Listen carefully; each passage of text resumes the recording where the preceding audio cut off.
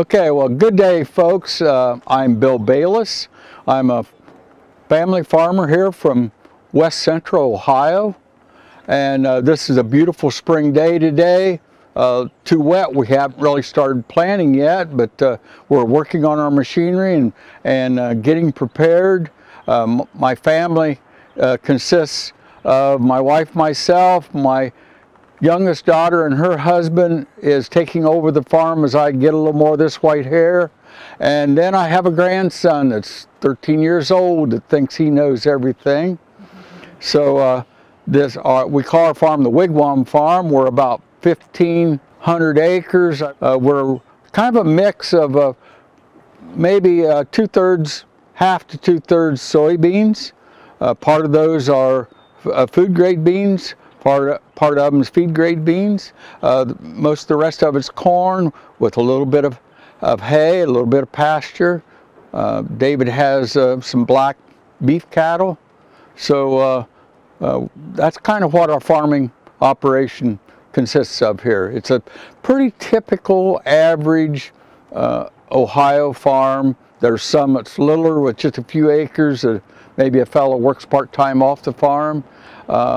We're average, so then there's some bigger farms that maybe has several family members working on the farm to get it all done. But every farmer I know in my neighborhood's all family farms. I'm not aware of any corporation farms at all. So yeah, last fall we had a wet harvest. Fortunately, we got done a little bit better than some of our neighbors did, but we didn't get any fall tillage done, which was okay by us because we do a lot of no-tilling. We're very mindful of the conservation, filter strips and waterways and things like that, trying to take care of. One of the neat things I just looked at this morning was we leave food plots out for the deer and the wildlife. And my land, they had a good year last year because we had a bountiful crop that we left over there for them to winter on. So moving into this spring, we're just now starting to green up, and it's still too wet to actually get into the field here. Might be another week away, which May 1st to May 10th is ideal time for us to be planting here on a long-term average, because you got to stop and think, I've farmed for 50 years, so it's not perfect, but that's my best time. It seems like the first 10 days of May to get the crop in. So as the ground warms up, so we can get our seed planted and it comes up quickly, that's our goal. If we get planted in this average year, the first 10 days of May, then we'll be back in like within a couple weeks. All depends. Ohio does have like 40 inches of average rainfall a year, and spring times when we get the most of that. So it usually works out to where we'll get back and then we'll go through and spray for weeds or do some really some hand weeding like that. Try to get ready to where our next step would be in the cornfields particularly. We would put on extra fertilizer, plant food to boost it on up. And then a little bit later on in the summer, we might possibly put on some fungicides there if that is needed. As we move into the fall, then we just hope for a good rainy August. That's usually our dry start, but if we get rain in August, then we have a bountiful crop. So we move into end of September, 1st of October is when we'll really start our harvest, and usually we start with beans first, and then if we have wheat, we can plant right after our beans. Then we'll move into our corn. Corn has more bushels to deal with. We have to dry our corn. So we have a grain bin set up back here where we'll dry and store most of our crop right at harvest time until the customer needs it on throughout the year. Each one of those, about 2 of those bins will hold our bean crop, and then the rest of it will take corn crops. So that's kind of how our year wraps up, and usually we try to get done by Thanksgiving's our goal, and get our machinery cleaned up, put away for the winter so we can do our maintenance, and we're down to trying to get our crop marketed and start planning for next year. We actually sign our contracts for our food grade soybeans usually in December of this year for the next year's crop. I often call our food grade soybeans the great, like grapes from Napanee Valley, California, the best, because we've got a mixture of the right climate, the right soil types that gives that flavor and texture that a lot of our customers really like. Okay, we're going to talk about our identity preserved soybeans here now, but basically that's where I start with a contract. Usually the year before, the fall before I'm going to plant the beans the next spring, and we know what the customer particular varieties that appeals to them. So the company I work with has made contacts there, and they know they want so many bushels or tons of this particular variety. They contact me, offer me their agreement here where it broke down all the conditions of how many quality wise and delivery times and so forth. And so we agree that I'm going to do it. So sign the contract, the details are there. Can't get through the winter. Next spring, I get the seed from them because it's their particular variety of seed that they're trying to match to the customer that's wanting. So I go to their facility, pick up the seed, we bring it back here, take real good care of it so nothing gets wet or spoiled until we're ready to put it in the planter itself. And we pick one of our more consistent fields that we got, some of the best fields, because this is a quality product. They pay us a premium for it, so we try to take extra good care of that. And so that's when we do plant it then.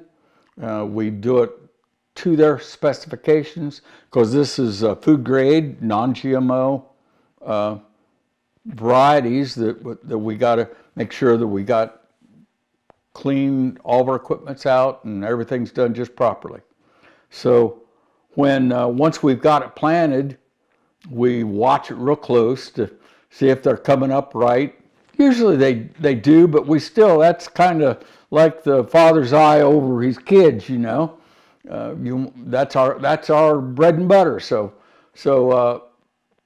once the beans get up tall enough to where they're starting to flower, then the company I contract with actually comes back out, and they've got workers that walks back and forth over the whole acreage we have to check the flowers to make sure there's no contamination in there. So everything's perfect because this is a food grade product. It's only the best quality is accepted. So, okay, we get by that. I've never had one rejected, but I've had neighbors that maybe something went wrong, and by golly, they'll mark your paper, you can't deliver that. So we get ready to harvest, and we get our equipment all adjusted because this is food grade.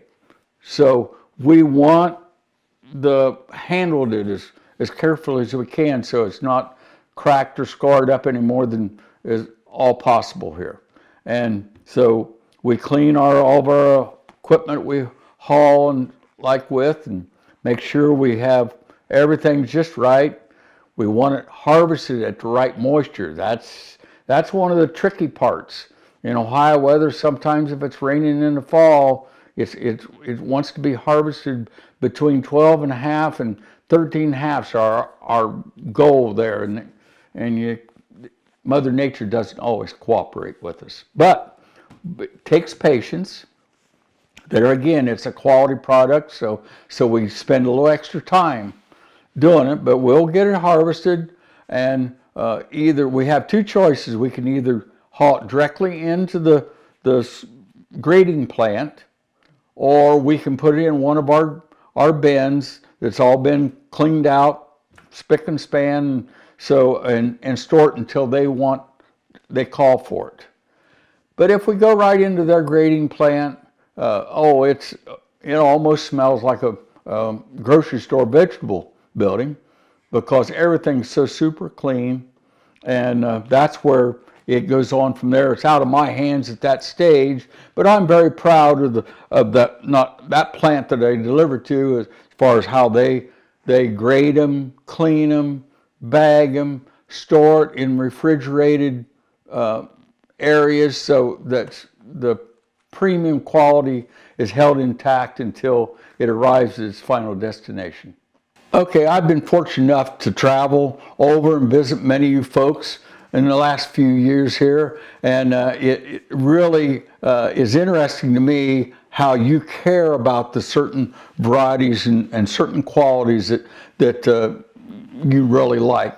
So I've had people approach me, well, how do I get more? If we're wanting more, how do we get it done? Well, because we're working with a quality product, an identity preserved product, it does take additional planning. So I sign my contracts in the fall, but in my mind, I'm really mentally preparing even earlier than that.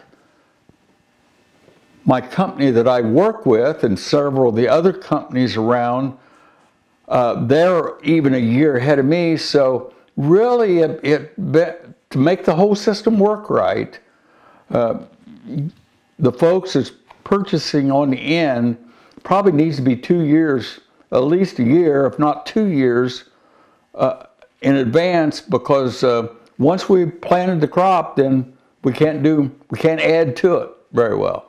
So that's my best advice is plan ahead, maybe buy a little extra, just make sure, maybe your product's so good, they'll want more.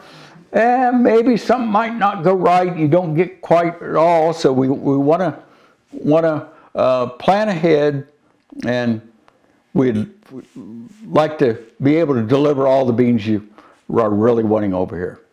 Right at the field, we'll pull up there with our trucks that we have, and then it either comes back to the grain bins or it goes right to the processing plant that I contract with. Once it gets to the processing plant, there's a railroad siding there. They put it all in bags, all in big container trucks, goes on the railroad cars, and then we've got 4 different ways we can go to get to overseas. We can go up to the Great Lakes and out through the St. Lawrence Seaway.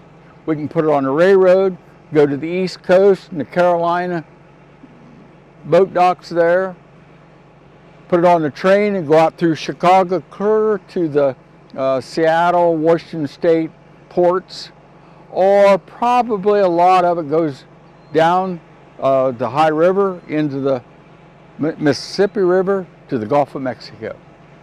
So we got 4 excellent ways to get the product over to the customer when it's needed. They come and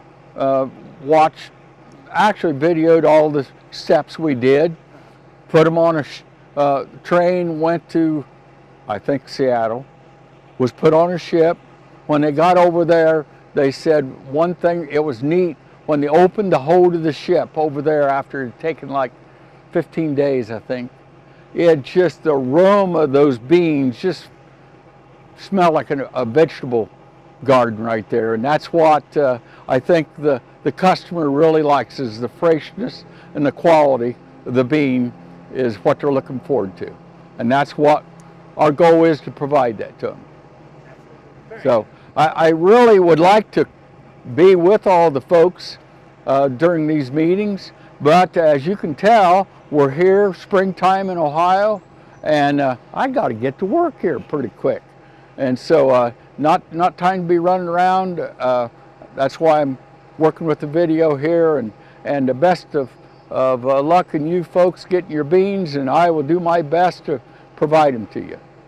Thanks, and have a great day.